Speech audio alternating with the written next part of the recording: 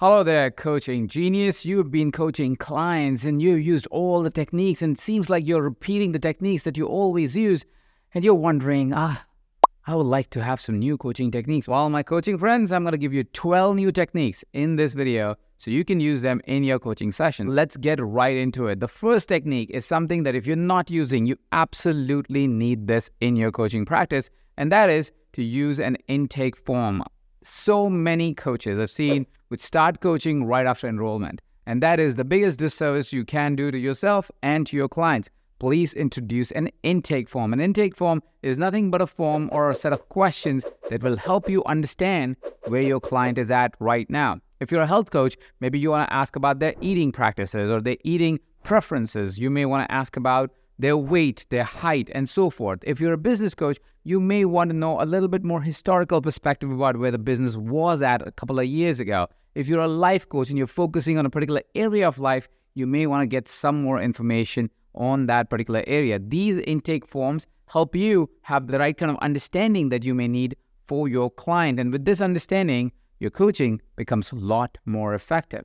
What I've also found is when your clients actually take the time to fill these intake forms, they also realize some of their strengths and weaknesses and concerns, and the coaching overall becomes significantly better. The second technique is so simple, yet so powerful.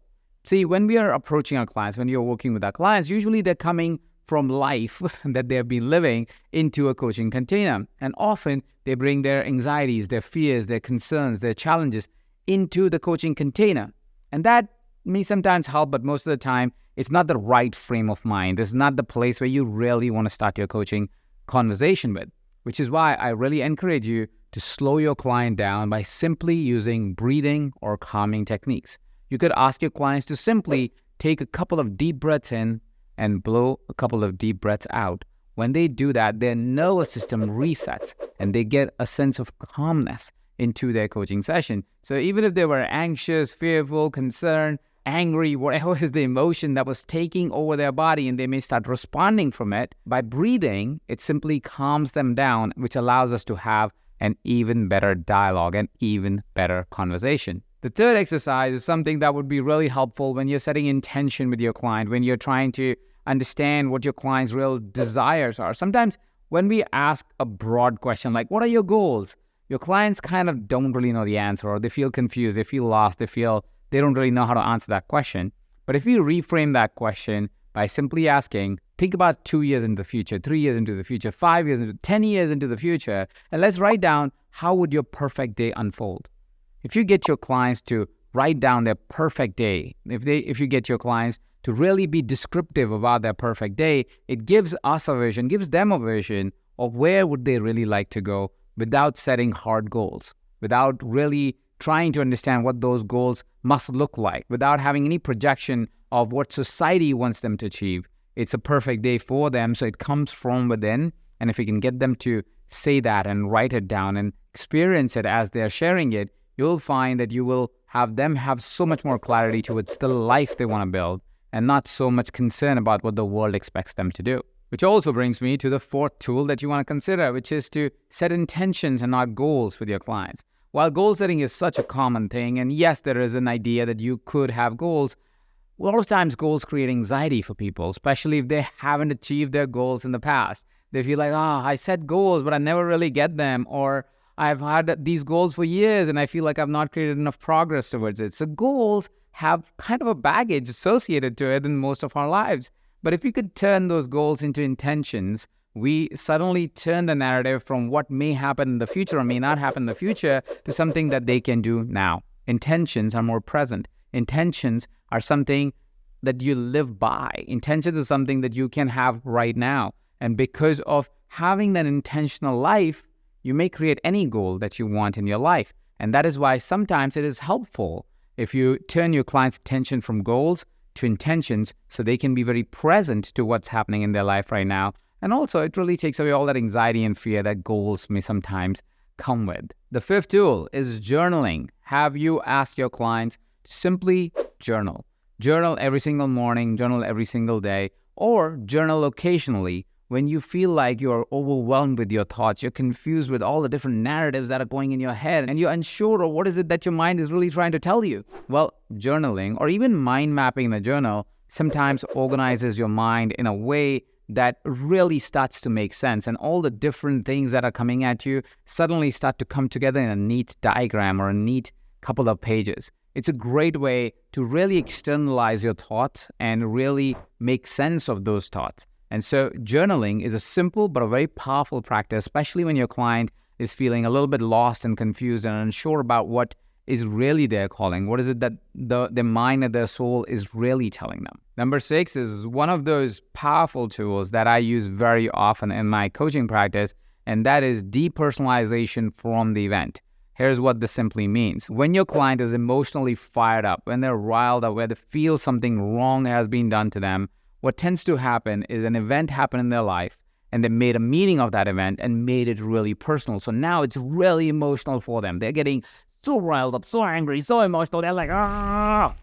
Well, when you ask your client to kind of step away from that event, ask them to close their eyes, step away from that event and watch it as if they're a third person. They're somebody who's watching a movie of that event happening. What tends to happen in that scenario is they not only see their perspective, they're able to see the perspective of the other person that was involved in that event.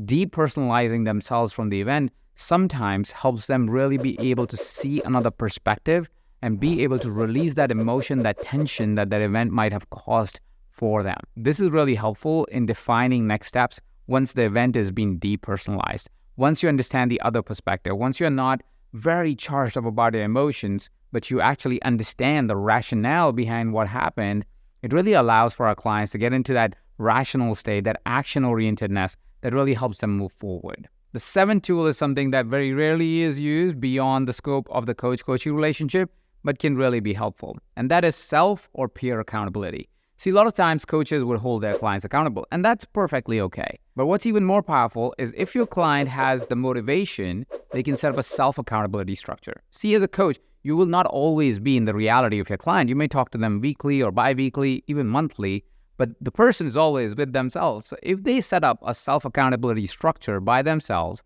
where they track what they committed to do, where they report to themselves on what they are committing to do, it will really create true transformation much faster because habits are formed through accountability. So self-accountability is really helpful. But let's be honest, most people are not self-accountable. They cannot hold themselves to a standard. And this is where peer accountability is so helpful and so powerful. By peer accountability simply means that you have a friend, a colleague, or a life partner, or somebody else in their life that is enough in their life, hold them accountable for the act, the habit, the new vision that they have, or the commitment that they're making towards themselves to be following up and following through on that.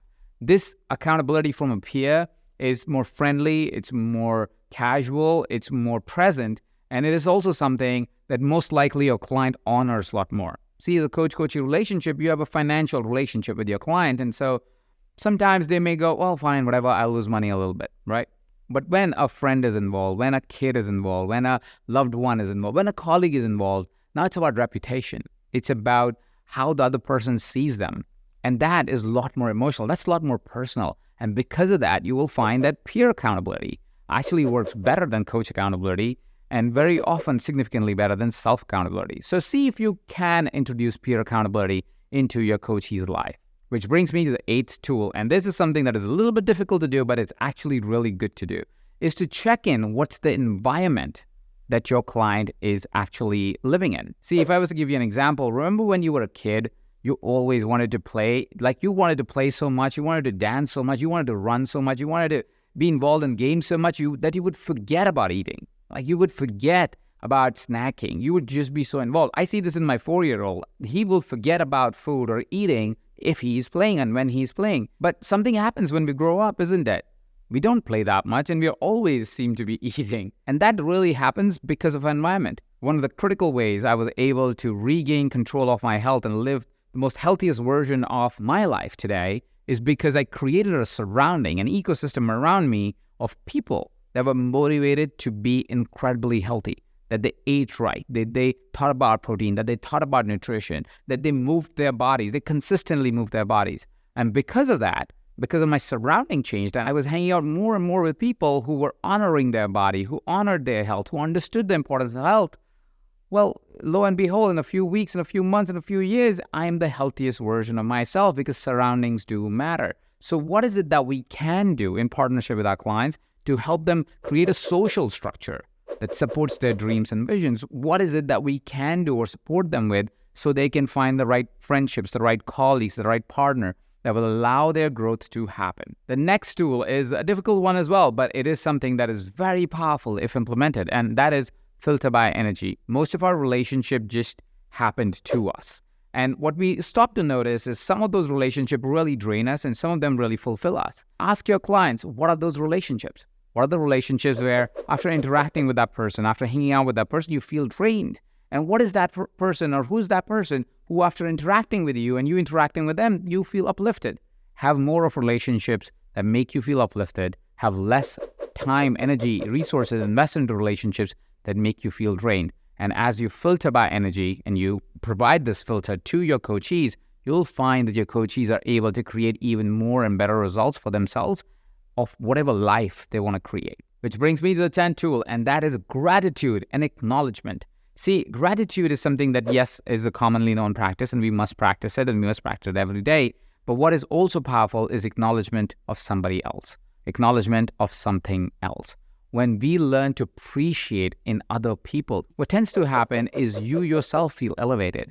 You start to see the beauty of life because you're acknowledging individuals for their beingness. You do not wait for acknowledging someone when they do some grand gesture, but when it's a small thing like getting you a glass of water while they got themselves a glass of water, or somebody just being kind in a restaurant, or somebody just being kind to another human being. When your clients acknowledge other people, you will find that their own sense of self also elevates. They get to acknowledge themselves also a lot more. They're more grateful for life. They're more grateful for things around them, which overall increases their sense of being. That brings me to the 11th tool, and that is Socratic questions. Socratic questions are questions that you ask your clients that help your clients to further diagnose what is the root of the problem, what is the root of an issue, what is the real fundamental thing that is really creating that habit that they don't desire or that kind of results that they don't desire in their life. And more you take your clients through those Socratic questioning by being simply present with your client and digging deeper, you'll find more as a possibility that you'll be able to unearth what's really blocking them and then be able to work with them to really resolve it and create new responses and new results in their lives. Now, lastly, the 12th tool, and that is using metaphors and distinctions. The more metaphors and distinctions you use in your practice, the more it is easier for your clients to capture what you're really saying. A lot of the time, some concepts that are easy for us to understand, easy for us to recognize, easy for us to use in our lives is actually really difficult for other people. And this is not about who's smart or not. It's just simply more complicated for certain individuals to grasp a particular concept. And so using metaphors and using distinctions allows them to be able to understand otherwise complex ideas so they can embody it much more easily in their lives. Now, these were 12 coaching techniques that you can take immediately and start practicing in your coaching practice. But if you're like, hey, Ajit, those were not enough, I want a little bit more detail, give me 4 or 5 more, well, click on the next video because that will do just that. And if you already know all the tools and you're excited about these 12 tools, share with me in the comment section below as to which one was the one that you were like, holy cow, I didn't think about that, and that one's a good one. I love watching your comments roll in. Thank you so much for watching. This is Coach Ajit, and you're watching this on Ever Coach.